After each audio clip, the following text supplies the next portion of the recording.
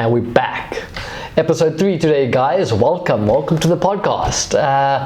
Sure, I hope you guys are going to enjoy this one. I certainly took a lot away from it, and yeah, it was great. So I reached out to Trisha Packham. We sat down, had a conversation. She was very opinionated on the subject and quite knowledgeable. So I reached out, asked her if she wanted to have the conversation, which we did, and it was awesome. It gave me such a great perspective on this topic.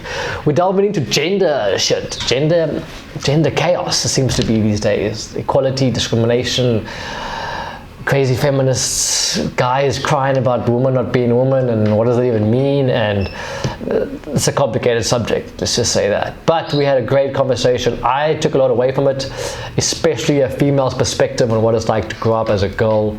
I've never had sisters, none of that. So for me, it was very insightful to understand some of the challenges that young girls are facing these days. So we touched on a whole bunch of topics around the gender crisis that seems to be pervading our society, and try to shed some light on that. So I hope you guys take a lot away from it. Let me know your thoughts, and I'll see you on the next one. Sweet.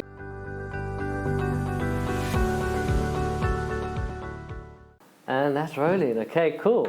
So let's kick this off. Are you ready? Cool. Trisha, thanks for joining me out today. Yeah, thanks for having me. Welcome to my little amateur studio I got going in the lounge. So, topic of the day, we're going to chat about gender issues. Yeah, gender roles. Yeah, Gender roles. I know that we along the same lines on social media in terms of a lot of our views, and you've been quite vocal about the gender stuff. And I saw something the other day that really just blew my mind about gender things that they want to do in schools, but I think we'll get to that a little bit later. But you mentioned to me dynamics between men and women these days and how it's all just chaotic.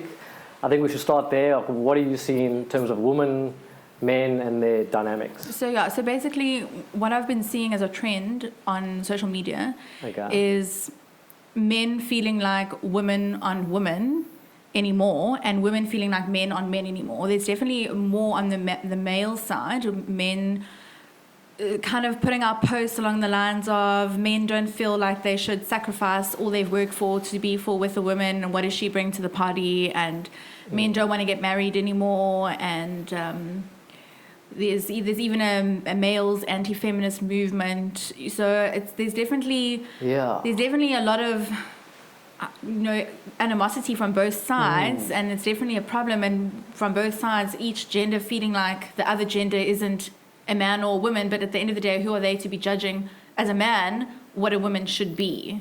Yeah, I think the whole men's against feminism thing is something that I actually was quite unaware of. I didn't realize it was a thing until I looked into it recently, but I think obviously feminism has been quite a big thing for a while, and that I think is quite a complicated topic just in of itself, which I'm starting to think might have led to this whole men's movement now, where, like you were saying, men are now anti-woman, so to speak. There's certain groups of men, and this whole breakdown of the relationship between men and women. Do you think it's got something to do with society nowadays and the structures that are collapsing around families, around, I don't know, what?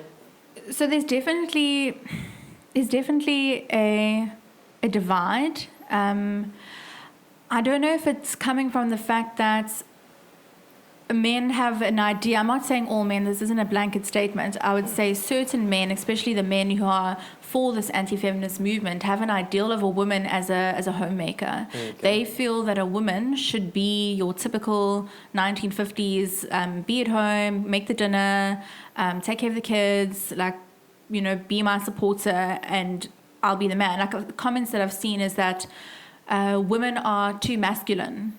Okay. You know what I mean? Like, and what do they feel is making a woman masculine? Is it because she's independent? Is it because she's self-sufficient? Is it because she's got a career? Is it because she doesn't want to clean your clothes and cook your dinner? You know what I mean? Like, on what grounds are you saying that? But at the end of the day, I do understand where they're coming from, because there's definitely, you can even see it in fashion trends. Like, there's kind of like a tomboyish kind of fashion trend. I don't know, I've seen it recently. It's not like, it isn't very feminine, but And I can understand from men, like men are attracted to femininity. Like I understand that they're attracted to that. Yeah. So you can't blame them for saying that women are more masculine and they don't really like it. Like I don't blame them for saying like that. Fair enough.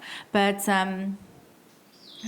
do you think that because if I know masculinity in and of itself has been kind of attacked to some degree, the toxic masculinity, all of that, but the fact is that in business there are certain traits that predict success in the workplace, and a lot of those traits are quote unquote masculine. Yeah. So a lot of females now in the workplace are adopting more of these masculine traits to compete, and which is not necessarily a bad or a good thing, but to demonize masculinity because those are some of the traits that needed to predict success, not that femininity wouldn't. So there's that masculine energy in that. So what are your thoughts on that? So I agree with you. So there's definitely certain traits, as you say, that are usually associated with masculine traits that do do more, I don't know, maybe gain more ground in a business environment, and it's not necessarily a good thing. You know what I mean? It's not like we're judging the masculine traits. It's just that being less emotive, less connected to someone else's feelings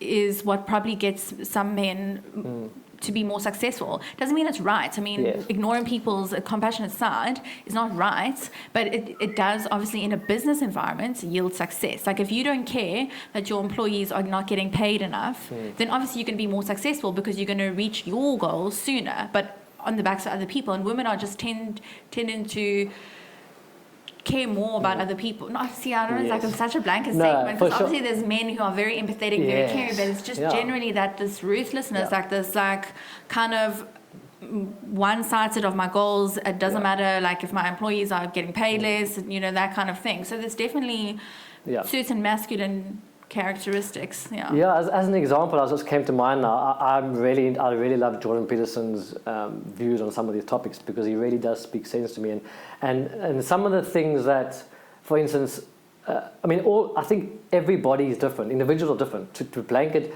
men, women as this and that is, for me, it's just absurd anyway. But overall, on average, women are more. It's just one of the traits. Women are more agreeable than men, and agreeableness negatively affects success in the workplace.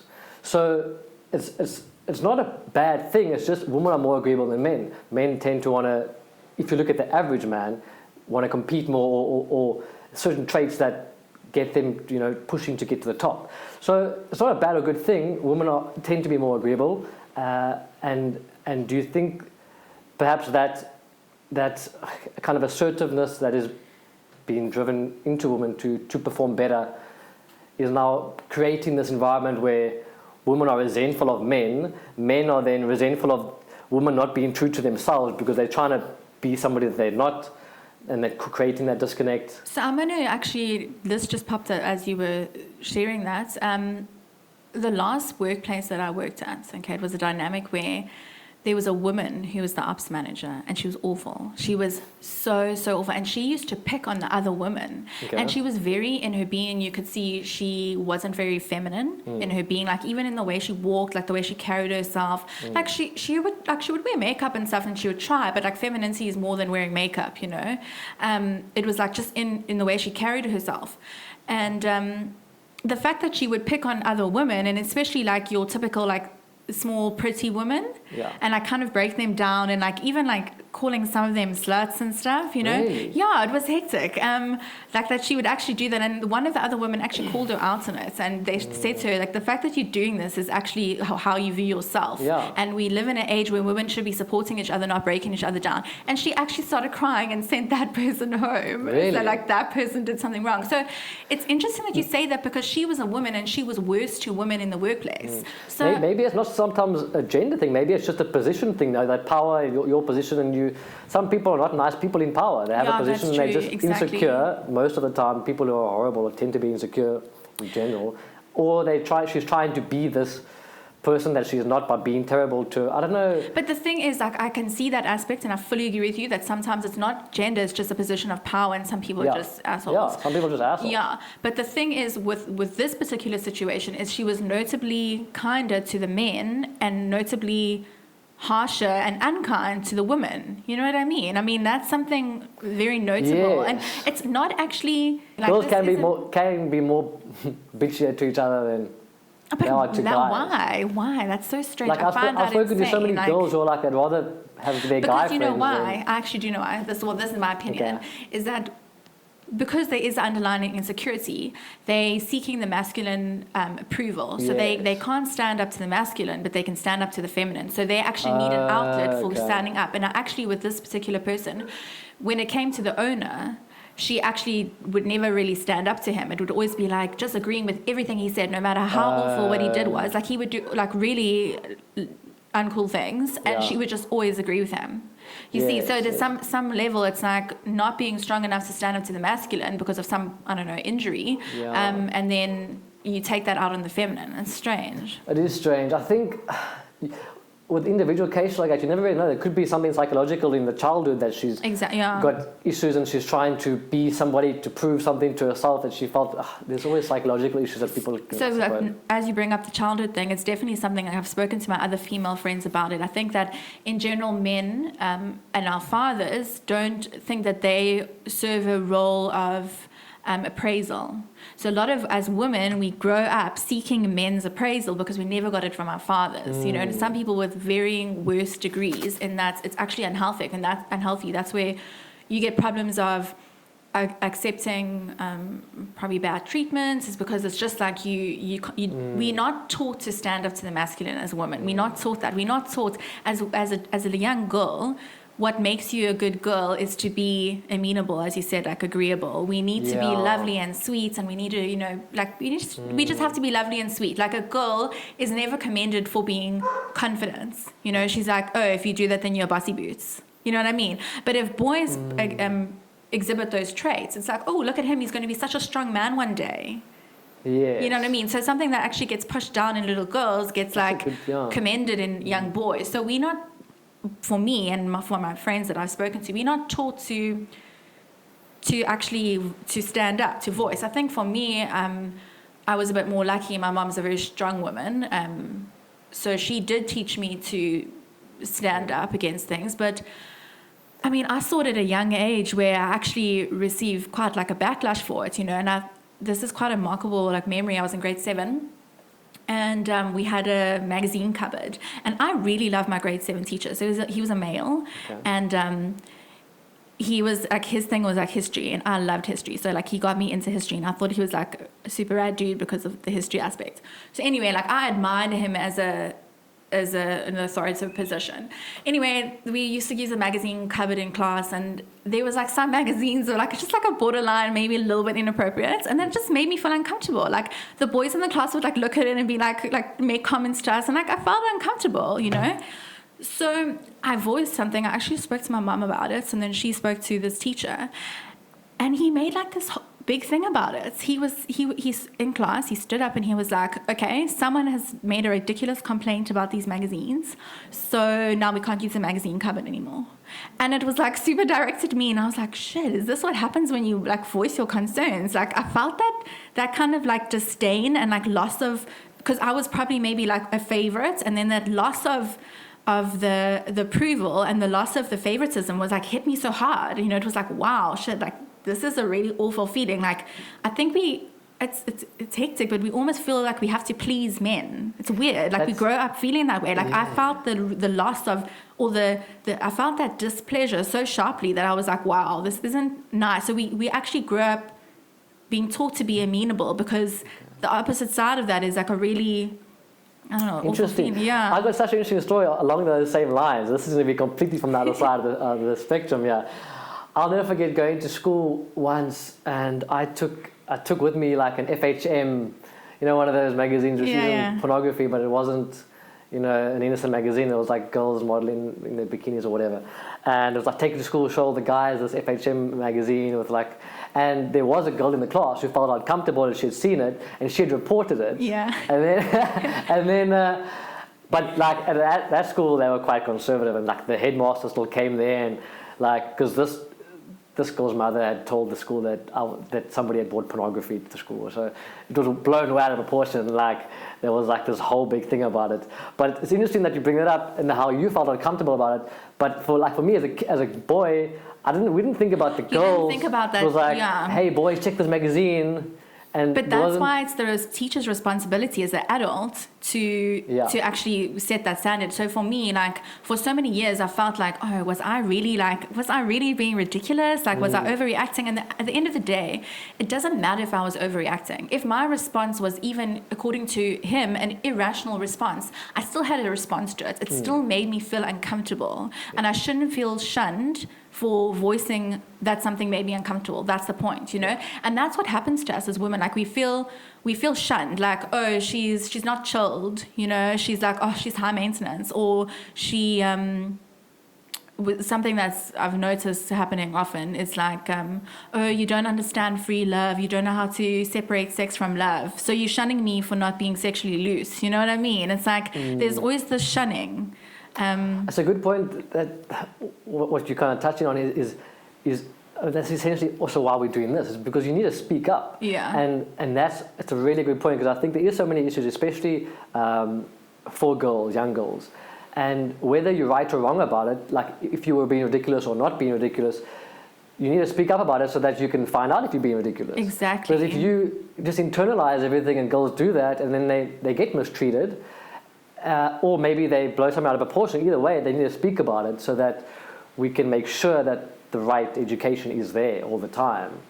Yeah. I agree. That's something that's really close to my heart. Is I've always really wanted to have a kind of a platform where you can say these things to young girls. I mean, girls who are literally coming of age, like from 13 up, and realize that, because for me, something that caused big injury in my life was not realizing that I could say no.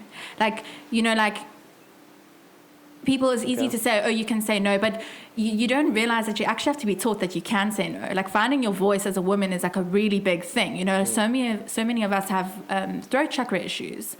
Like we have a lot of issues to deal with the throat chakra. Like a lot of myself, like all of my friends, throat chakra. Like really big issues with that. And I think that's a big problem with young girls, is they're not taught their voice. They don't know that they can say no, that they can speak up, because they get shunned.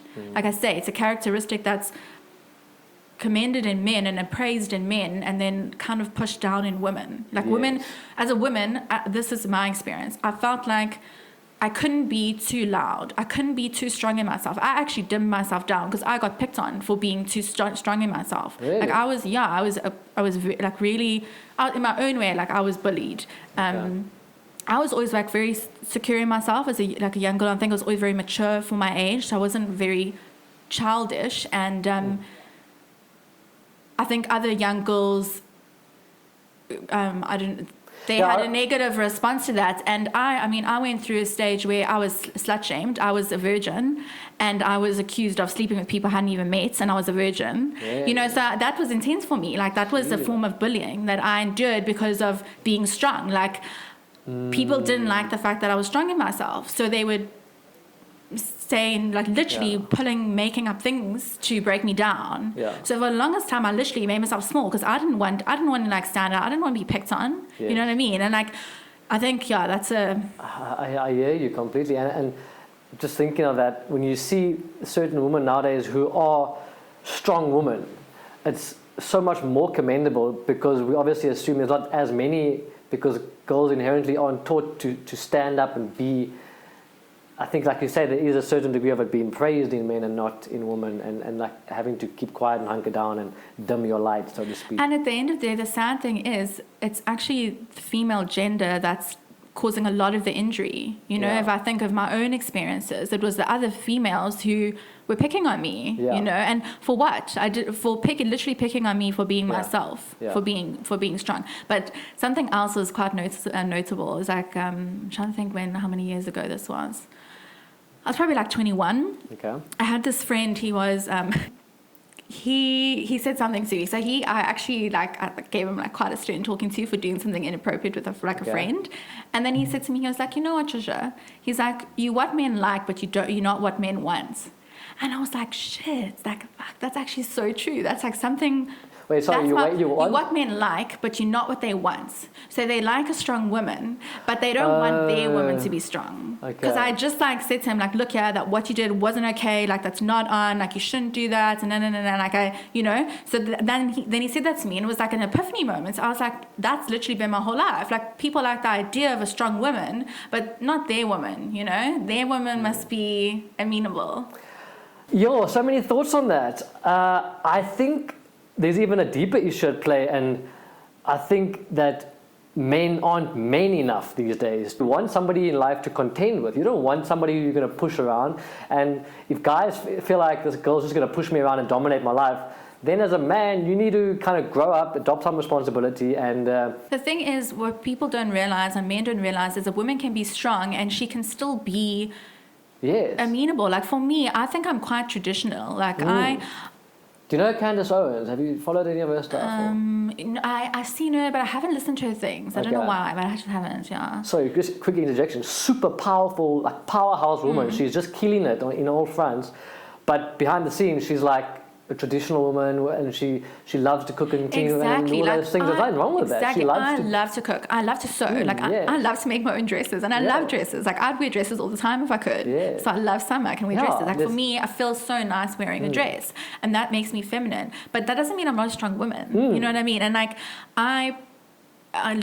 Leo's at home with me all the time, and I decided to do freelance work so that I could be at home with him. I want to be a mom who's at home with her child. I don't want to have a career. So, you know, I can still be strong and have traditional ideals. It doesn't mean that if you're a strong woman that you're not traditional or that you're masculine. I mean, I love to cook. I love to bake. So that doesn't, you know what I mean? It's like multifaceted beings. Yeah, We're not 100%. limited. It's like life isn't black and white. It's like you can be a strong, independent woman and do your thing and kill it in business or whatever you want to do, and also be a loving housewife and mother and all the rest. I think, you can be all of those things. But see, on some level, you have to realize that you can't do everything. Like I've seen it with women, is like the moment they have a child, it's like not all women, like, okay, no blanket statements. I've seen it with some women. When you have a child, that maternal instinct kicks in.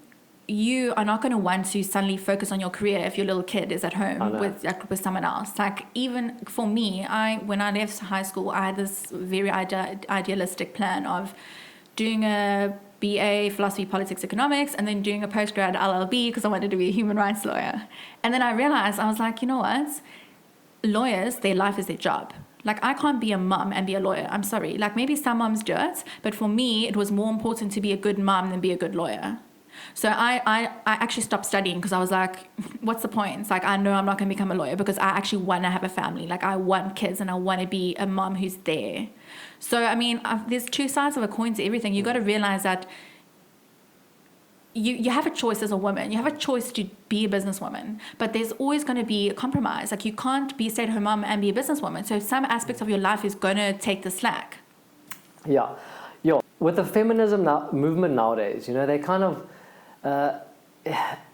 if you look below the surface, like what you were just telling me, like women hit this, not all women, most women hit this age where, you know, between like 28 and I think it's 32, where they have like a work-life crisis where they also want to, you know, bear children and that's a whole nother area of life. So a lot of women, like you say, high performance jobs, lawyers, all these things, they decide either they're not going to continue pursuing a high-end career and focus on family, which is nothing wrong with that.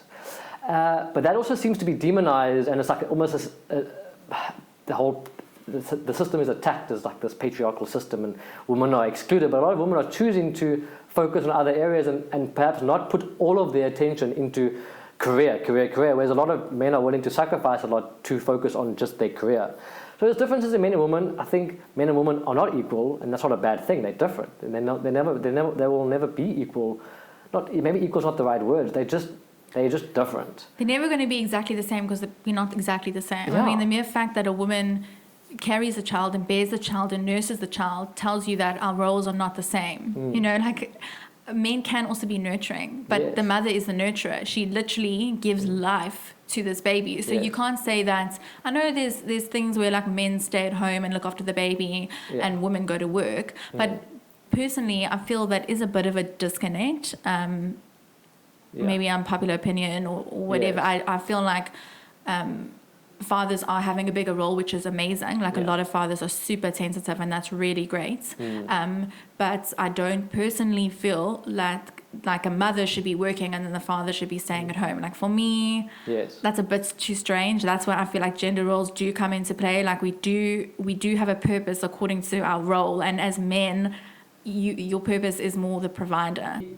Yeah, so for instance, what we have nowadays is an issue where, this is like a hypothetical situation. You have the top 100 companies and then only 10% is run by women. And then you got these crazy feminists out there. Okay, that's just a generalization. The far left feminists that's, kind of lost their mind.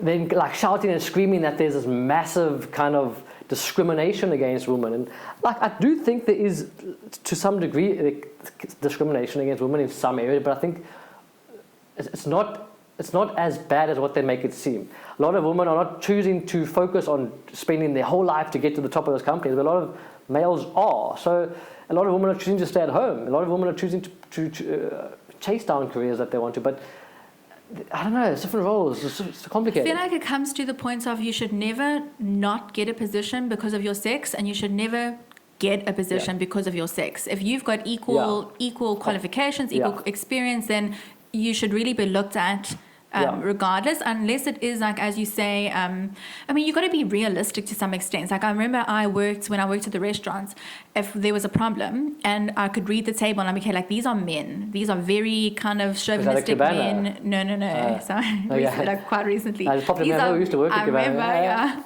these are like very chauvinistic wealthy men. Yes. And I said, like, I would go to the other male manager and I'd be like, look, this is my read of the table. I don't have any shame in saying that I know that these men are going to respond better to a man. Yeah. There's nothing, that's being realistic of the world that we're living in. Yeah. It's the same with some other tables. I'd say, okay, I can tell that this table's going to respond better to a woman, so I'll go. So like some people think, oh, that's not right, that's not equal. It's like, but it's viewing the world in a realistic way. Like the world is not equal. So why are you trying to fight the fact that there's these differences? Like there's always going to be ignorant people that are not going to treat you as you should be treated. So just, of course, we should always try and educate, but to some extent, like you actually have to form acceptance. Like this is the way it is. We're going to slowly try and get it there, but you can't kind of force it to be otherly than it is. As long as you have equality of opportunity. So if you try to force an outcome with this equality, that's why the whole equality thing has gone so twisted now, because you can't force equality, and the whole trying to do it is a bit crazy. But as long as you have equal opportunity, so there should never be discrimination against the positions and hiring based on gender, but everybody should be able to pursue whatever it is they're interested in. But if you try, like in Scandinavia, the most egalitarian societies, where they've gone further than any other in terms of pursuing this equal society, when men and women are left to their own free will to choose what they want, they sort themselves into their own categories, and men and women, it shows in those countries how different they are. They choose different careers. They are different. So we're trying to force equality and force everybody to be the same on every level, but we're different. And I think that's the thing, like the choice, because there's always going to be exceptions. Like there's going to, like you say, people naturally go to different things. Like you could say women are usually more creative, which is not a blanket statement, because I mean some of the best artists are men. So there always are exceptions, but the thing is, it's choice. You can't say that there's a male dominated industry or there's a female dominated industry and you shouldn't mesh. But at the end of the day, as long as there are ignorant people, there's always going to be inequality. Like you're never going to be treated. I know it. I mean, how many women, to our advantage, we've been treated better, like especially for waitressing jobs. Certain restaurants, you try to get a waitering job. If you're male, they'll say, no, sorry, we only hire like beautiful females, which is super incorrect. Like that's awful, but it's a fact. But it happens. It happens. I mean, if you think of, I'm sure there's men who would want to be receptionists, but you don't have male receptionists. It's the same with promoting and all these kind of areas. Promoters, exactly. The same thing, they were chosen on looks and gender and it happens, and it's just the way of the world. It's just one of those things, So to completely eradicate inequality, it's not going to happen. It's an absurd idea. It is absurd. It's like it's borderline crazy, and that's the problem with this groupthink mentality, where we're not looking at individuals, which we should be looking at, and encouraging individuals to pursue whatever it is that they want and live however that they want, instead of being like, oh, all women are treated unfairly, so all women deserve this, and we're going to force that outcome. And when you start prioritizing the group over the individual, you see what happens in like communism and socialism, all these ideas that just can go horribly wrong. But I want to quickly go back to the childhood stuff. And you mentioned for girls and what you experienced and how girls should be encouraged more. Yeah. I really think that's really powerful, and I think that needs to be focused on. Switching over to boys, I know you've got a son. Yeah. And another thing that's bothered me over the last few years is this toxic masculinity thing and what we see now. But I want to chat about boys and the differences in boys and girls growing up, and what are you seeing with your son? I mean, he's only 2.5, and I can already see clear masculine traits like the protector. And this is an archetypal thing. I'm not saying that all men exhibit this trait or all women do not. But I mean, I don't have a daughter, so I can't say. But my instinctual feeling is that it's a very masculine characteristic. So, for example, he will be very protective of me, and I mean, he's a little kid, like I'm his mom, I'm his protector, but it's that masculine in him that it doesn't matter his age. I'm like, one day I was busy planting out a cactus from a little pot into the beds, and like it was super spiky, and he knows that it's spiky, so I was like, oh, this is really hard, and I was like struggling to get it out, and then he was like, no mom, no, wait. He was like, wait, don't touch it. He's like, you're going to hurt yourself, don't touch it. And he called my dad, and he was like, he calls my dad Pa for grandpa. He's like, Pa, come help mom. He was like, no mom, Pa's going to do it. Like, really? At such a young age, he knew that the man should do it and I shouldn't risk injuring myself. That's quite intense, so I feel like in a way, it's very innate, instinctual for men to want to protect women. So that's what I see in him on that front. And then, I mean, also like the way boys play, it's like such a typical boy. Like I see it. He's just like, it's so rough and like wrestling and like it's so boyish. But it doesn't mean girls can't wrestle. It doesn't mean girls can't. But there's just are these typical male things. So like, as you say, like to nurture those things, I would think just to basically kind of teach men their strength and how to wield their strength, to be consensual and respectful, to know the strength of their power. I think because they've taught that they've got power, but they don't know the strength of their power. Okay, I think as long as the education is in place, if you bring up a child the right way, you're not going to have the problems of a boy growing up to be a disgusting man. So if that child is raised correctly and taught the right things, I think you're going to mostly eliminate this toxic masculinity that is out there. Stupid example, and I mentioned to you this before we started chatting now, but I was sitting playing with the puppy this morning, male puppy, male golden retriever. He's 5 months old, and he's definitely like going through his teenage years. He's like, his hormones are kicking in. He's like, his testosterone's there, and he's you can see he's a male dog. Also, the protective thing. He wants to protect us all the time and regard. That dog, you don't say, oh, that dog's toxic masculinity. It's a male dog.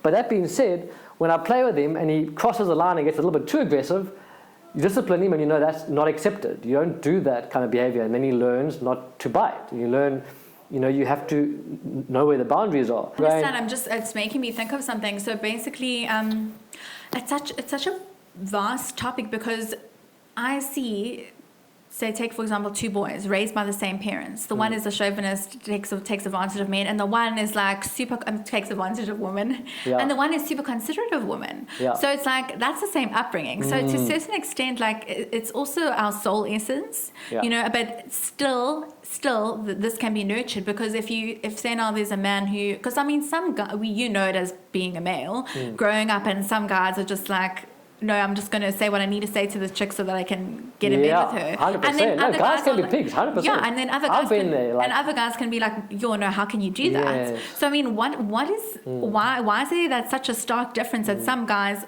care and then some of them really don't? I mean, it can't only be upbringing, like I said with the example of same parents, but it's to a certain extent that young boys, when they reach that hormonal stage, they need to be taught like it's not okay to manipulate to get what you want, because that's what it is. It's a manipulation. As women, when we get hormonal that age, we become very emotive. Like we seek like an emotional connection, where boys seek a physical connection. So there's like this huge conflict, like with the young boys reaching puberty wanting like a physical connection, and the young girls, and we just want an emotional connection. So it's like we very easily manipulated into. Yeah, boys are more interested in things and girls are more interested in people. Yeah, well, at that age, I think. Yeah. So for me, like I feel like that would actually be quite a beneficial thing to do, is actually maybe not even do it separately, obviously like some separate with young girls and some with young boys, but just at the same time, and for them to understand the other sex, because I think a lot of mine and my friends' problems came from not really understanding the mind of a young boy. Like we've all heard like our dads being like, I used to be a young boy, I know what they're thinking, but it's not done in a way where we take it seriously. Like if someone told me when I was young, listen here, this guy is being ruled by hormones, he will literally say anything and everything to you to get in your pants. If someone was like that blatantly direct and honest, and there was a guy that said, you know what, that's actually true, it would have saved me so much heartache. It saved me and my friends so much heartache. But we like falsified into thinking that words mean something. And it's, I mean, they're young boys, they don't know any better. So they should be taught to know better. What are your opinions on like the men are trash movement and the Me Too movement? And because I got some thoughts on that, but I want to get your perspective on.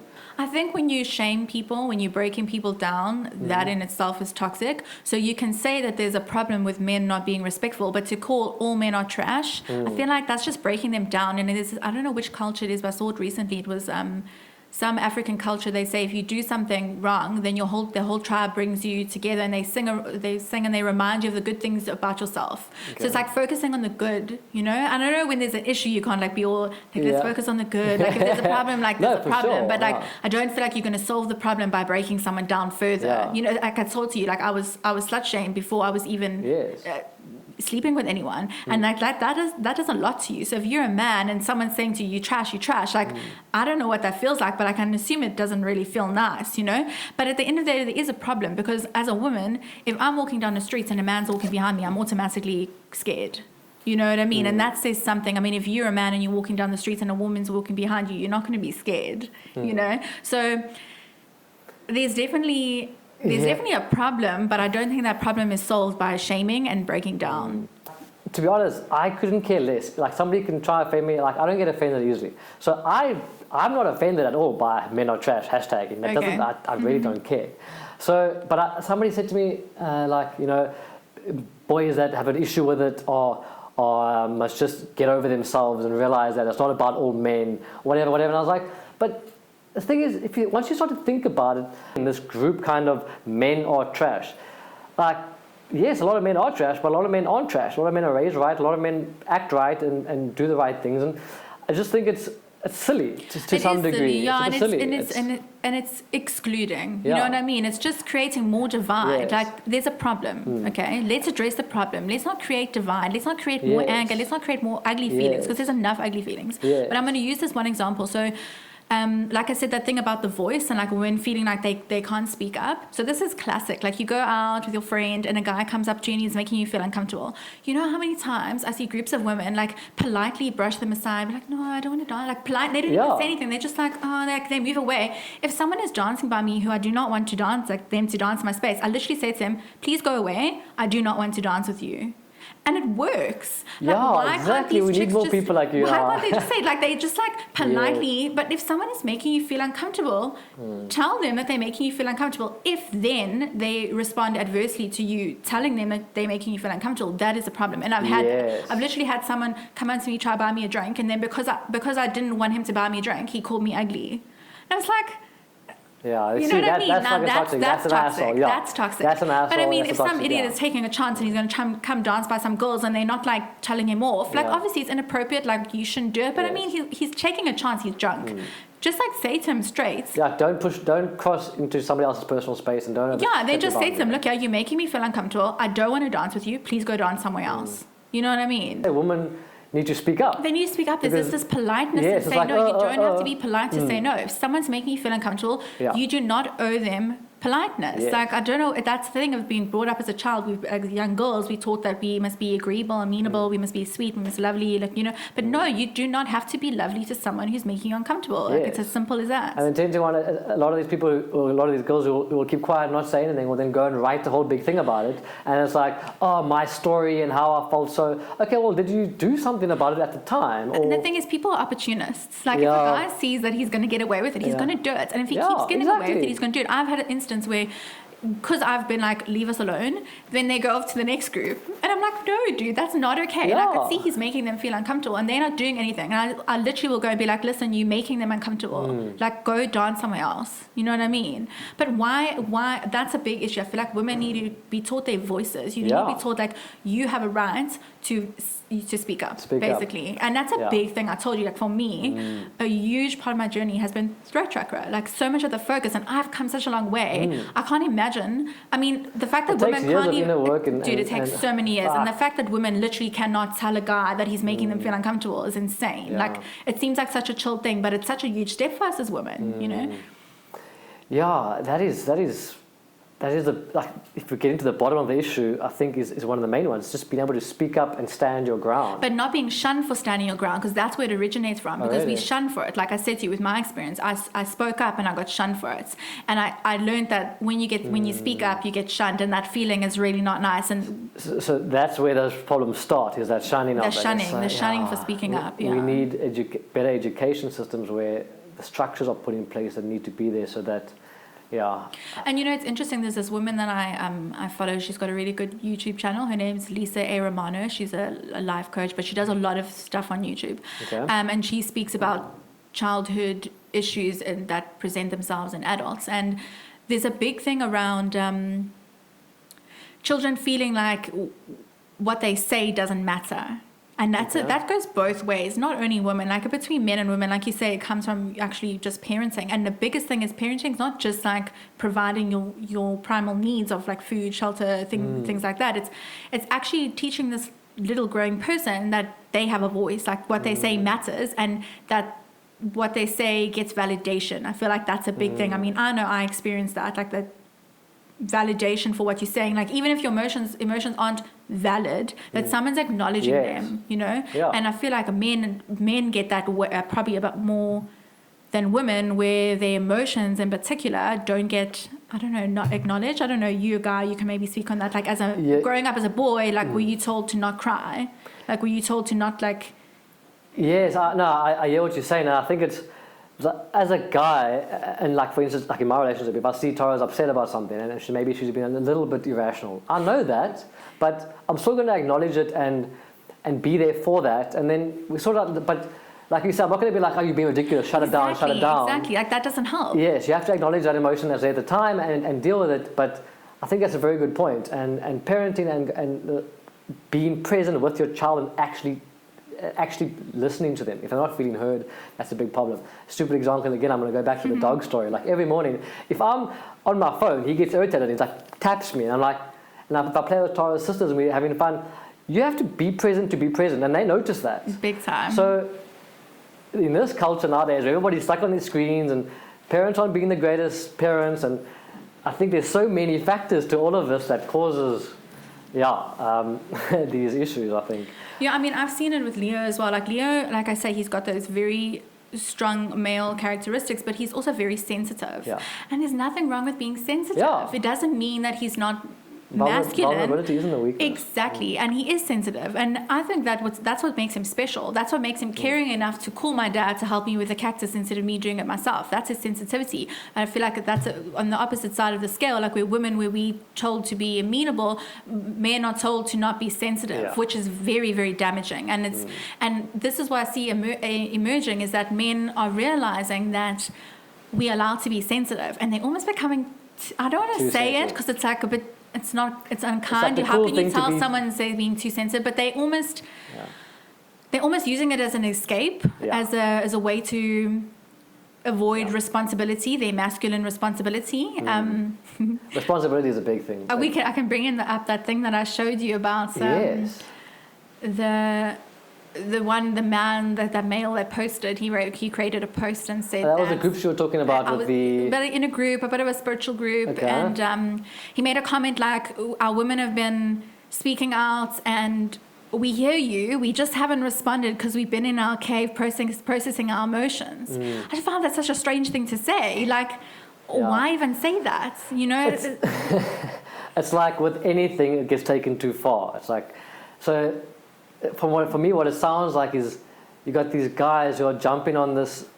You know, now it's cool to be vulnerable because you should be vulnerable. You shouldn't be. We had the issue where it was like guys were taught never to cry, never to show emotion, but now it's almost gone the other way where it's, you know, you need to be vulnerable, and there's vulnerability, in my opinion, is attractive, and it's guys should be vulnerable. It doesn't mean being emotional wreck and be completely sensitive and overboard and over. You know, you've got to still, in my opinion, be a man. So as you say that, it now makes me bring up things. So to be quite candid, so my last relationship, that is something that actually really struck me, and I felt really bad for having these kind of responses, and I was really observing myself to like kind of assess if it was unkind of me to be having this type of response. But basically, he would cry sometimes a bit more than me, and I actually got really put off by it. So I was just like, I'm like, am I being really wrong that I'm not allowing him to be sensitive? But it just, in a lot of ways, it felt like he was making up points. He was like trying to make this point, is that I'm a sensitive man, men can also cry, watch me, I can also cry. And it felt like put on. And again, like I still even feel like a little bit of an asshole saying it, but nonetheless, it ignited a feeling in me of being like, oh, that's really, like, so the archetypal really kind of, you've got primitive, instinctually male, females were attracted to males who also like, could be a man. Sorry, no. But like, you can be a man and you can be vulnerable and you can be sensitive, but you don't have to be. Like I say, I still feel like a dick saying it because I shouldn't be telling anyone how they should be. But for me, okay, let's say for the men that I would like, I don't like that overly. I don't know what it is. It's overly like sensitive, overly emotional. It's not. It's to me, it doesn't feel like a natural reaction for a man to be doing. If you crying more than me, if I'm like chilled and you're sitting there and you're like all like I don't know, that just feels a bit wrong to me. No, me as well, and that's why I think we're seeing this crisis in the universities and the generation coming through. This whole everybody's a victim mentality, and boys are taught that it's okay to cry now. But yes, it's okay to cry, but it also, you know, time and place, adopt some responsibility, be a man, and that will provide meaning in your life. But this generation we have nowadays where guys, especially guys, are just, they're not wanting strong partners because they themselves aren't strong, you know, so to speak. And or they get stuck on a self journey. This is what I'm seeing, a big trend. I'm seeing a lot of older single men, and it's like, okay, regardless of the bachelors who just like to party and that type of single, I'm talking about spiritual men, like men who go into spirituality and they're healing their wounds, which is great. Like that's amazing because each generation we grow, so the work that you're doing is going to benefit the next generation, but it's going to have no benefit to the next generation if you stay single. You know what I mean? It's like you're meant to pass on what you've learned to your children so that they don't have to go through the same long process of like unconditioning and taking away all these injuries. But I mean, how many of them are just single? I see it so many times over, and they're just like 35 and they don't even know what they're doing with their lives, and they've just like had 2 years off to do medicine ceremonies, and that's fine, like that's your journey, that's great and all, but you need to realize that there's a consequence of that. Like it's not normal to be like so into your personal journey, like this is my journey, I'm just focusing on myself right now. It's like, how long are you going to focus on yourself? You know? I feel you 100%. It's like with anything, it's I even hate using the word spiritual these days because it's got so many connotations attached to it. It's because everybody's on their spiritual journey now, and that is great because I genuinely believe everybody is, and I believe I'm also on my own kind of particular journey. But I've realized that the ego can manifest itself in many ways, and people get caught up on that, and then it becomes identity, and then they attach themselves to it, and that can lead to a lot of guys. I'm also seeing it nowadays who are just, you know, they put on the whole outfit, the whole spiritual outfit, and that's their thing now. And it's all fair and well, but don't get attached to it. You know, something that I was went to a friend the other day, and we were chatting about something, and she said it to me, and it was like another one of those click moments. She was like, I noticed it with my ex. She was with him for a very long time, so she saw his journey. She saw him start with spirituality and like go deeper. She said the more deeper into spiritual self pursuits he went, the more I mean, I don't like the word narcissist because everyone throws it around. It's like become this thing that everyone's a narcissist now. So I don't really like that word. I feel like people are way more broad than just narcissist. Yeah. But it was just like a connection that I'd never actually made before. You know, like as men get deeper into the spirituality, they get the God complex. And then the God complex is kind of like, I don't need a woman. And we don't need anyone, but people facilitate a need. And we have a need of companionship. Like we can get companionship from other forms, but usually companionship comes from the opposite sex. So it's not that we need a man or we need a woman. We need companionship. We made biologically, physiologically, to have different sex organs for a reason, to procreate, which means to some extent, we do need the opposite sex, you know? But there's this thing of like, I don't know if you've noticed this, but as much as there's like acceptance of vulnerability, there's still like they don't want to be vulnerable, and women make you vulnerable. It's like, I don't want to need a woman. I don't want to be susceptible to a woman or at a vulnerability to a woman. Yeah. I mean, we can look at the aspects of like the shamans. Yes. You know, there's clearly a problem of egomania within, specifically in that context. I mean, I've observed it. I've observed the God complex big time. Like, if you part of the Eastern religions, you understand that at some point you realize in a humble way that I am God. Yes. You know, Yes. but then they take that I am God to be like, I am God. You know, like I am the mighty whatever, and it's just it takes it too far. You know, so. This is something that I observed. Yeah. No blanket statements. Not all men. Yes. Is that God complex? It just happens. It's more prevalent amongst the spiritual men. Like I don't see that same type of characteristic make itself apparent amongst the women. Like I feel like the more deep and connected the women become, they almost become more open and more like kind of inclusive of like everything becomes the God within, you know, where the men become like they the still God. maintain that dominant it's like kind this, of it's definitely prevalent amongst the men. I think women instinctually, or this is my opinion, I think the feminine almost has a innate kind of connectedness and a bit more of a, say, spiritual side, a bit more it comes more naturally to them, so they don't. Whereas guys, when they go down, embark on that journey, there is if they don't check themselves, there is a tendency to get that God complex and to... Yeah, you're right in that if you don't check yourself. I think you said we are a little bit more connected, and I think it does have a lot to do with our menstrual cycle. Like innately, I've had from my own like intuitive processing that we are fortunate, like our monthly cycle is a monthly cleanse. Like we shedding that energy, which is we blessed to have that. You guys are almost at a loss to not have that. You've got to actually do more work to shed because we've got this innate shedding. You know, like men go to ceremonies and they have to like purge. We almost do a purging every single month. Like we are very, very fortunate to have that. So that maybe that is what contributes to women not really falling prey to this God complex because we're shedding. Yeah. And I can feel for myself, because I am very sensitive, I can feel when I'm coming close to my menstrual cycle, I do go into different states. Like my dream state becomes more intense. Like, I mean, I don't know if you've ever heard about moon huts. No. I think it's the Native American cultures. A certain time of when a woman would be by her menstrual cycle, she would go to a moon hut. So it was time away for reflection, and your dream state is intense. And the tribes would like write down your dreams because they're very prophetic. And I feel it in myself. Like my dream state gets intense by my period cycle, and I definitely enter into a different state. Like I become more reclusive, I become more internalized. So we definitely spiritual in the sense that we almost forced into the spiritual experience. Not that all women are sensitive to us. I mean, some women don't even notice the difference when they get their period, and also contraceptives throw that whole natural connection off. Sure, I think the connection issue, that's a whole topic in and of itself, but in this society today overall, people are not connected anymore, not even to themselves. Exactly. So if you are not, and that's I think one of the major problems in society today, people aren't taking the time to focus on themselves and do the inner work to then be the right person, to attract the right person. So we've seen a lot of people who are single, like you mentioned earlier, but a lot of people are searching for the right partner but not being the right partner. Yeah. And the spiritual journey in many ways, I feel, is a personal journey, but you eventually get to the point where you realize who you are, and then when you find that partner, you do need that partner. Like you said, we need each other. And there is a lot of self-work that needs to go on, but it gets to the extreme where you get these men against women groups and these hectic feminist groups, and then at what point does your self journey, you got to realize that it can't just be self, because you actually grow so much in a partnership if you're with the right partner. Yes. If you're with the right partner, it becomes a mirror, because you can't see everything about yourself, so they become a mirror, and you guys grow together if it's the right partner. So that's like, I will read something to you. You can. I 100% agree with you. You've got to find a partner in life to contend with. If you haven't done the self work and grown up, especially for boys, a lot of boys aren't growing up, and they're not.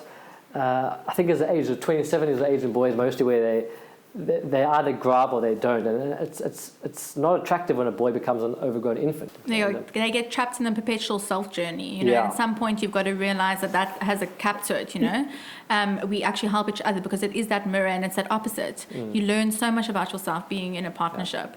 I just quickly before you start there, I can attest to that because I got into this. I love reading, and eventually it was like self-help book after self-help book after self-help, and everybody is a self-help guru, and like you can take a lot away from everybody. But I was like, I'd read a book, I'd be like, yes, next book, yes, okay. So you get caught in that perpetual cycle of. You got to integrate it. Like you can read 50 million books and then still not do it. Yes. You know, so like. It's the same thing which I saw with medicine ceremonies over and over. It's like people would do 50 medicine ceremonies and they've been like, I've done 50 ceremonies. It's like, but have you done 50 ceremonies or have you done the same ceremony 50 times? Like for me, to a certain extent, the medicine it's a key that unlocks the door. Once the door's unlocked, like that's you. You need to go through the door and then you need to do the work. It's like when the phone's ringing, you've picked up the phone. Like how many times are you going to pick the phone up? And when you go back to life, you've got to reintegrate that. That's where the challenge comes. And then you've got different things that like facilitate that your practice, but you can't get stuck in that journey. I mean, it's just another escape, actually. Yes. But let me read this man thing to you. This is what I actually found that kind of sparked my interest on this. So it says why men don't marry.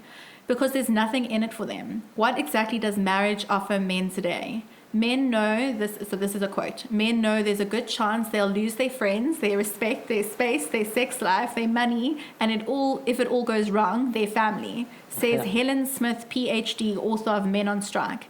They don't want to enter into a legal contract with someone who could effectively take half their savings, pension, and property when the honeymoon period is over. Men aren't wimping out by staying unmarried or being commitment phobes, they're being smart. Unlike women, men lose all power after they say I do. Their masculinity dies too. Like that's a pretty intense. That's pretty intense. That's pretty intense. So this author is writing in favor of men, basically. And I saw a man posted this, and he truly resonates with this. Like he agrees with it. And there was quite a few comments of men saying, "Yeah, it's not in it. There's nothing in it for us." And it's like, why do you feel like there's nothing in it for you? You know, what was in it for you? A subservient wife? Is that what was in it previously? Now you don't have a subservient wife anymore. Now there's nothing in it for you anymore. You know. Yeah. I think. The marriage thing, it's interesting. I had the typical view growing up in my younger 20s, and I was against marriage, and I was like, oh, what a bullshit thing to get married and just sign a piece of paper for what doesn't mean anything, and I had this whole negative outlook on it because, like you say, that would have made sense to me like 2 years ago, and I spent time looking into it and trying to understand it, and once you realize that there's so much more to marriage. Okay, so I'm going to share something to you that when I was probably like 20, I used to au pair for a really nice family, and the mom was really lovely. We got on super well, and something she said to me about marriage has always stuck with me. And she said that, and she married her high school sweetheart, and she loves him so much, but she says, you know what, sometimes you love them so much and they're your lover, and sometimes they're just a friend. And I think that's so true. You know, like you got to realize, you got to be realistic. Like you're actually getting into a partnership. You're not getting into this thing that's always going to be this intense romantic experience. I think people have this idealistic idea of marriage, thinking it must always be amazing. And then that links up with I don't know if you've read the. And it's quite narcissistic to think, oh, how am I going to benefit? You're missing the whole point of it. Like how are you going to give? Yeah.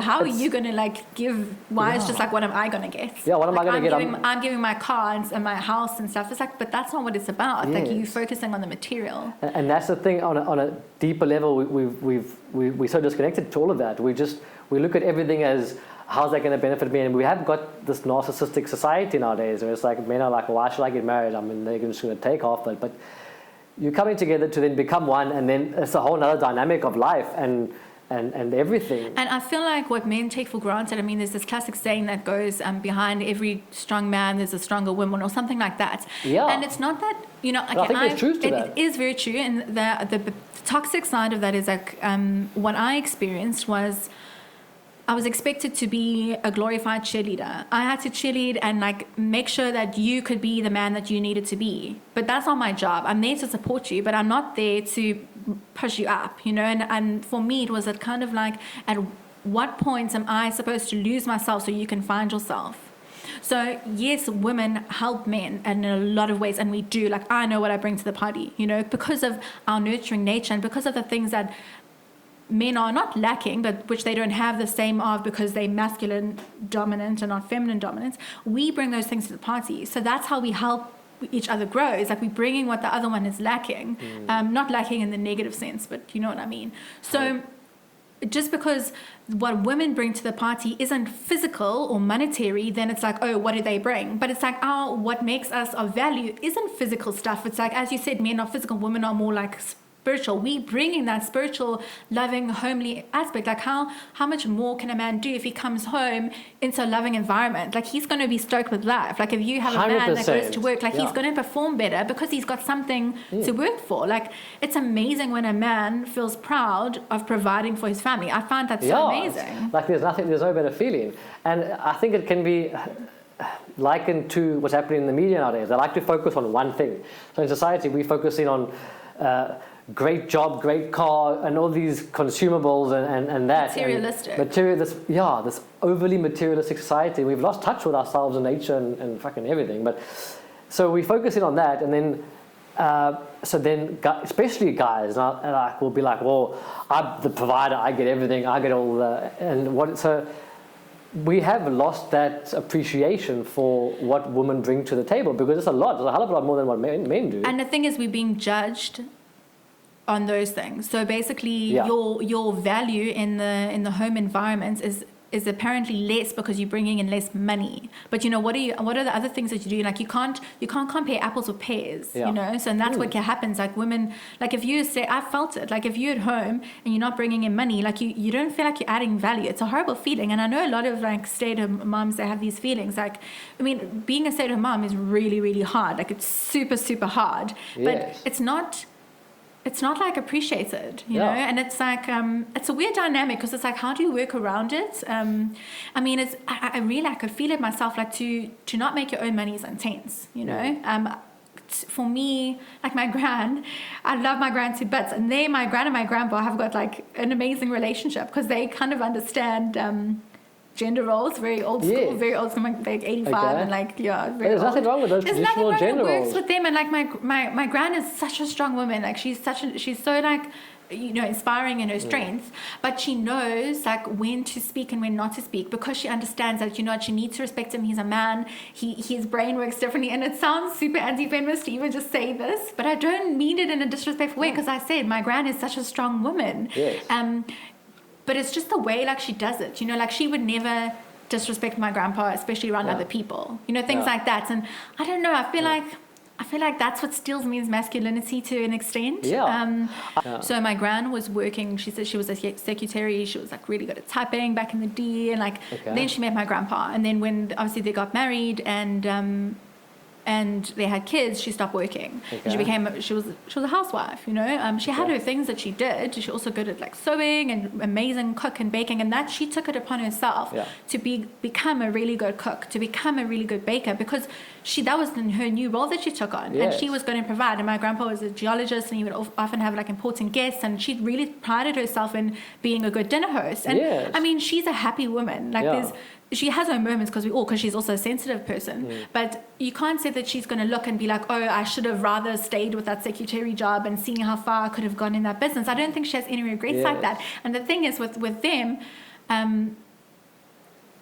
my grandpa gives her a pocket money to this day because he was the money maker. Now, I can understand why some women would find that like demeaning, like, oh, my husband's giving me pocket money. But you know what? It worked for them, you know, and they love and respect each other. So at the end of the day, that woman is feeling if for instance a man's providing the money, if the woman feels guilty about that, it's because the man's making her feel guilty about it. Exactly. And you know what, my grandpa always, he really appreciated my gran for what she did, because, you know, like, he's so healthy at this age, and people always joke when he goes to the doctor, then they say, oh, she fed you well, and she's like, yeah, I did, you know, she did. She like takes pride in that, and that's amazing that she could provide for her husband, and he takes pride in the fact that he could provide for her, and he could, and he does spoil her. He, you know, he will spend more money on her than he will ever spend on himself. That's how he is. Like my grandpa doesn't spend on himself, you know, like it's almost to the point where it's like, come on, dude, you've got to actually do some stuff. It's okay. But he will give to all his family,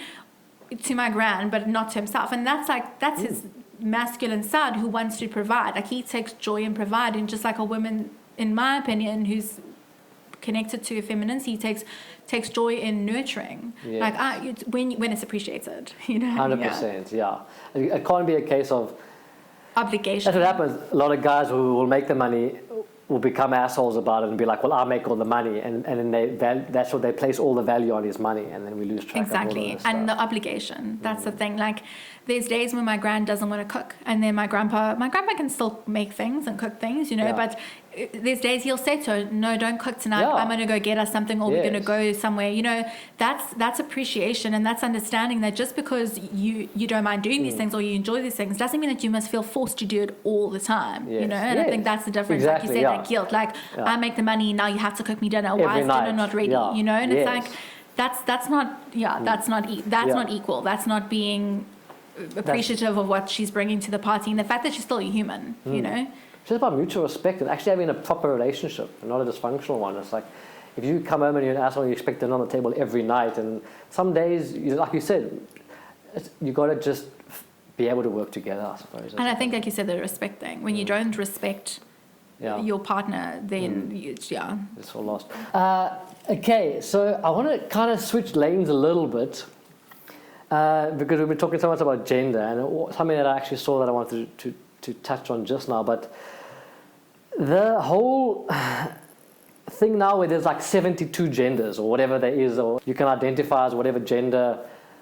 I mean, you're born a boy or you're born a girl. You can then decide to be whatever you want to be, I suppose. But this kind of way too far liberal approach to the gender thing, and now we're seeing it trying to be enforced in schools with the gender neutral bathrooms and all these things, and you know, boys wanting to become girls that should be allowed.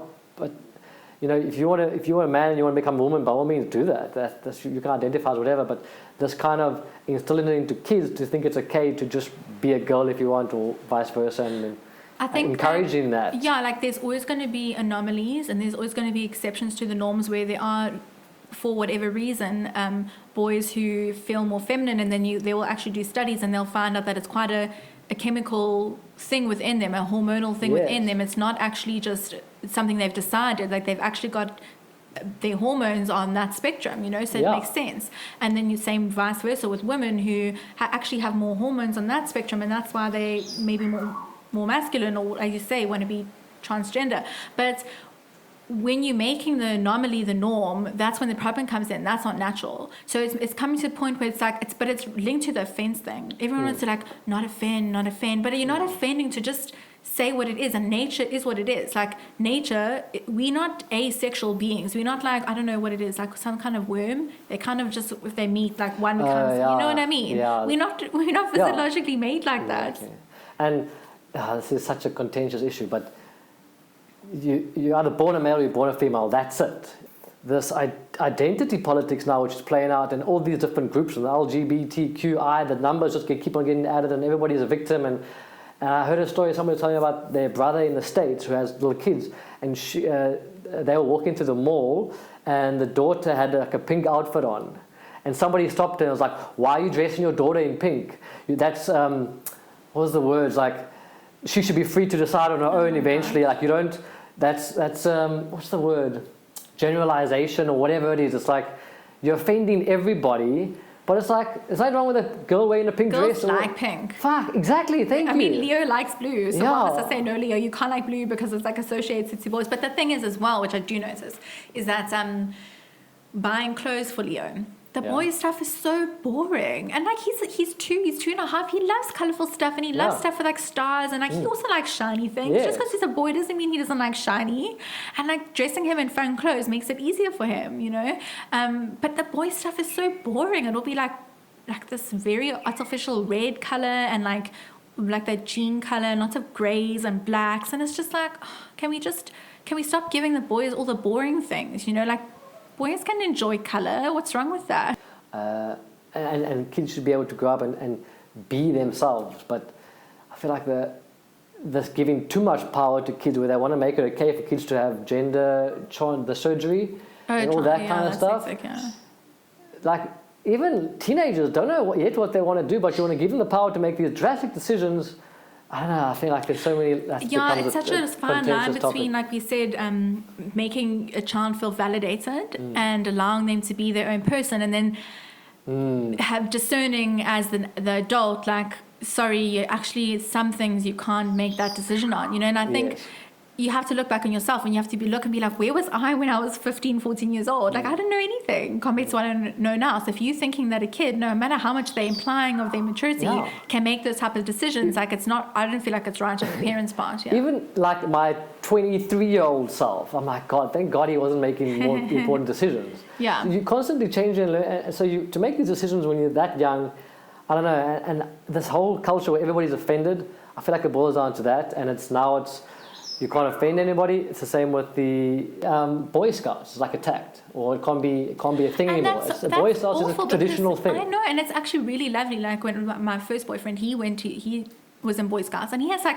cool memories about it. And he told me about it, and I feel like that creates a community around boys, which is really lacking. That community. It's actually a book that I'm busy reading. It's a fantasy book, but in this book, it's the Brandon Sanderson Wheel of Time. So basically this world is structured where women are. Can you just conceptualize a world where women are of equal to men? Like, I know we're saying you can't be of equal, but I mean like as respected. So that's a very different world to live in. So women are respected. Like women are really strong, women are really powerful, and like it's equals. It's not like men speaking against women or speaking down to women. Like that was never there. So that would be a very different world to be living in. So basically, in this one part of this book, she's like the main young guy. They all are there coming of age, like 18 or whatever. And she was talking to a woman. He was like, what were you talking to her about? And she was like, she's giving me advice on how to be a woman. He's like, I don't talk to anyone about advice on how to be a man. And she goes, yes, that's why you're so bad at it. And it's so true. You know, men are lacking in that. Like women, we naturally talk. We're such talkers. Like we have like women groups and we talk about it. Like we always meeting together and talking and discussing and comparing. And men don't really do that to the same extent, especially not growing up. But it's kind of like a bit of an awkwardness. Like we don't really talk about certain things. I mean, did anyone ever talk to you about what it meant to be a man? Or like... Yeah, kind of on and off throughout, scattered, but there wasn't really that... Like, it wasn't like a community thing like women do, like a kind of like a group. Like we, not to the same extent, I don't think. For sure. There's nothing wrong with the Boy Scouts, put it that way. Like put away, there's nothing wrong with the Boy Scouts. Like if, you know, like why can't they do the Boy Scouts? Yeah, it's not about boys being better than girls and they're excluded. It's always... No, it's like sometimes boys need boy time. It's like same with my son. Sometimes he just wants man time. Like he will just want to play with my grandpa, my dad more, his grandpa more. And there's nothing wrong with that. Like nothing I do, I'm going to be a man. I can't give him that boy time, like man time, you know. So maybe the boys need to. I love child on my heart, like I spend every day there. But some days I just want to go have a beer with my mates and go talk shit. And vice versa. Like with us, like we want to be with our girlfriends. I want to quickly touch on this. I saw on Facebook, it was on this whole article that came out about the draft guidelines on gender identity and sexual orientation in public schools in the Western Cape. So people obviously like shouting and screaming about this because I think it's completely absurd, but they want to stop Western Cape schools letting boys into girls' change rooms. But that's ridiculous. That's just being ignorant to the fact that young boys are young boys. I mean, the same with bringing a magazine to school. Like boys are going to try peep on girls. Like it's just inappropriate. So you're just leaving space for, I wouldn't say gender violence, but more gender disrespect. That's what they're doing. Yeah, for sure. Like they should be promoting that women or young girls can have respectful places where they can have like privacy. I mean, I would think that's something you would want to promote, you know, not like men are just young boys are allowed to be in your space and you must be okay with it. I don't know. Seems a bit backward. It doesn't seem forward moving, it seems backward moving. Yeah, because if you actually dig deeper on the issue and say fair and well, you a boy and you want to identify as a girl, So now we must respect that right, and that's fine. Okay, we'll give you those rights then. But then the next day you come to school, no, well, today I identify as a boy. So it's like, or you're just going to have a situation where you're going to have boys taking the piss, and they're going to be like, oh, I'm identifying as a girl, I need to go in the girls' changing room. Like, where do you draw the line? Like, how do you police that kind of situation where you're making people feel uncomfortable? That's why we need these, in my opinion, we need these certain structures, and boys and girls in schools or whatever, and that's how it is, because there's a certain way it's been like that. I mean, if they really wanted to, they could have a boys' bathroom, a girls' bathroom, and then a gender-neutral bathroom, if they really wanted to. Like, personally, I still think that does leave space for things, but I know what it must have been like. Like, I had a friend in high school who was openly gay, and like I think he felt uncomfortable going into the guys' bathroom because they used to pick on him and stuff. Like, if I was, I can imagine being him must have been really difficult. Like, he hung out with us, like, you know, he was gay, there was nothing wrong with that, he was open about it, but he was still forced to go to the guys' bathroom, you know, and I feel like I can understand that. That's like me going to the guys' bathroom. Like, I would feel uncomfortable. Yeah, but you can't go from an extreme to an extreme. You know, like I say, middle ground, like, cool, have your gender neutral bathroom, but still allow people to have separate bathrooms as well. For sure. I agree. So I'm going to quickly run through some of the things here, and I want to get your opinion on. Then they want to, so I think we've already touched on this, they want to normalize surgery and hormone therapy of children with confused gender identity. It's a no-go. Children, I mean, that's a no-go with children. They're children, sorry. Yeah, I agree. And then they want to, schools are to teach children that their parents and others who oppose this are the ones with a phobia, which implies a mental disorder. So that's really whack. So basically saying don't respect the advice of your parents. That's a very bad mindset to kind of push it into any child. It's this indoctrination that basically that any advice that someone gives you goes against what you want, then this person has a phobia. That's again that complex of everyone taking offense. Yeah, exactly. They also say they want to force principals to refer gender confused children to professionals and organizations that promote gender ideology secretly without parents' knowledge or consent. That's really hectic. If anyone wanted to do something without my consent, that's really hectic. That's not okay. I feel like, what's going on in the world today is just more and more power being stripped away from us, away from parents. This is a rabbit hole, but this is, we take it or leave it or whatever, but this is the concept behind the New World Order, is to take away the home structure, and they want to take children away from the parents and into the states, and this is like a shift. Like, we could go deep on this, this is what it looks like. It's a shift of you don't want the parents to have not really the sway, but kind of most of the influence. Like, I know that I was meant to be Leo's mom. I know that I'm meant to influence him. I know that that's what he needs. So now, why would I give that over to someone else? So they're not meant to influence him. I'm the one that's meant to influence him, you know? And potentially this could be passed to the point that your child would have the right to not tell you, and it'll all be secret. That's crazy. Exactly. So I can see parents losing their minds on here. I want to say, this is another topic which I think is completely, and I will say it, absolutely fucking a no-no, and it's absurd, is boys being allowed to compete as girls if they decide to be a girl. So boys competing in girl sports. So, like with the fighting, for example, they want to have men who've become women fighting women. In like women fighting. That's definitely going to be imbalanced, especially when they're young, because young boys are always usually stronger than young. Yeah, it's just a I feel like when you're associating with another gender, that's an internal thing, and like you're competing as a physical thing. So you can't say internally I associate with something else, and externally I'm that thing, because externally you are still a male or a female, whether you internally associate with something else. You know what I mean? And like sports is an external thing. So I do see how that's quite a, like, as a woman, as a young girl, I would be like, what's the point if there's just going to be a guy competing against me? Like, obviously he's going to win. Yeah. And then, but you see, like, you can see female rugby teams and like they have a good time, you know. Yeah. So, but then would a female rugby team be happy with a male rugby player, like a big one who decided he's a woman? That's not right. No, that's not right. So I don't think you're even allowed to do that. Hey, having I don't think so. Because you can see how big some of those men are. Like a woman's just never going to be that big. It's like I think in the UFC or one of those two, there was a champion woman, but she's a trans woman.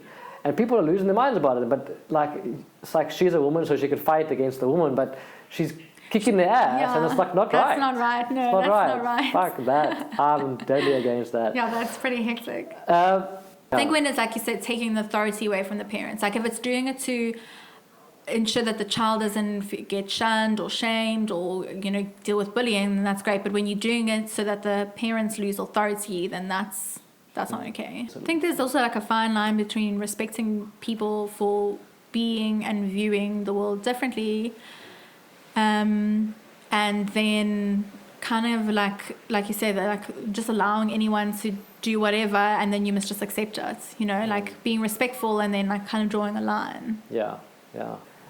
This gender issue, we can go down so many different roads with it today. The gender issue, we've covered it. Anything else from your side that you want to add? It's such a as a parent, broad like, topic. It's as a parent, like I say, I've just noticed things that I've noticed going to the shops and Leo's been crying, and like the tilt lady being like, boys don't cry, things like that. Really? So like you would think that in today's age they don't say things like that to boys, and it actually makes them more upset. I can visibly see it, Yes. So yeah, there's still a lot of things that people are quite oblivious to and ignorant to, and as we said, we're just speaking from our perspective. This is purely our perspective. Like, our perspective. We're not throwing a blanket over all men or a blanket over all women, and we're not judging anyone for feeling or being a certain way. It's purely how we're viewing the world and from our perspectives, which is a limited perspective. Yes. And that's my biggest thing is that throwing a blanket over everything. It's like with these movements, this is it.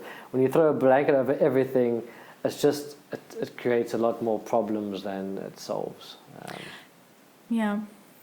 So yeah, should we end it off there? Yeah. Cool, thank you.